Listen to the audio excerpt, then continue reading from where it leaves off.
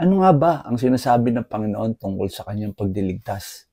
Talaga bang may maliligtas at merong hindi maliligtas? Alamin ang katotohanan. Watch until the end.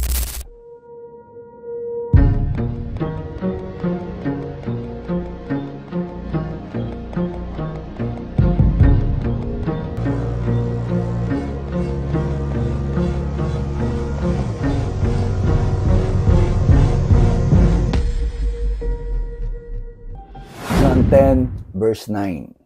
I am the door. If anyone enters by me, he will be saved, and will go in and out and find pasture.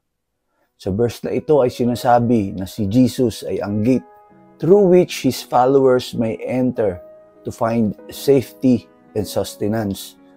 Ini-illustrate sa verse ang exclusive yet profoundly accessible pathway to spiritual fulfillment and redemption that Christ offers. Nagkasala ang bawat isa sa atin.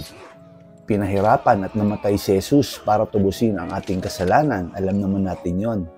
May free will tayong ibinigay ang Panginoon. Sana wag tayong manatili sa kasalanan.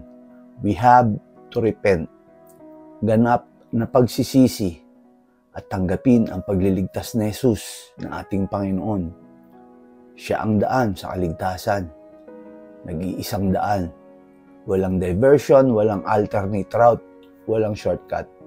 Through Jesus, we find not just protection, but also the pasture, the place for nourishment and growth. Ang pagyakap sa pangalan at kapangyarihan ni Jesus ay accessing a unique, secure, and life-giving relationship sa Diyos. God bless you, kapatid. Manalangin tayo, kapatid. Maaari kang yumukod at ipikit ang iyong mata at damhin ang presensya ng ating Panginoon. Aming Panginoon, ang lumikha ng langit at lupa. Salamat sa pagbibigay mo sa amin ng clear at secure na daan patungo sa iyo through your Son, Jesus. Tulungan mo kaming lumakad, Panginoon, sa gate na ito araw-araw.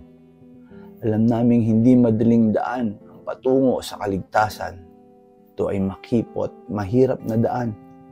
Tulungan mo kaming tiisin ang hirap, O Diyos, sa daan ng kaligtasan. Kaysa naman dumaan kami sa malawak at maalwa na daan, pero hindi naman kami makakarating patungo sa iyo. Tulungan mo kami magtiwala na sa daan patungo sa iyo ay may kapayapaan at spiritual abundance. Guide us in your grace and love, faith and understanding. Sa pangalan ni Jesus na aming Panginoon at tagapagligtas. Amen. Salamat, kapatid. Kita ulit tayo bukas.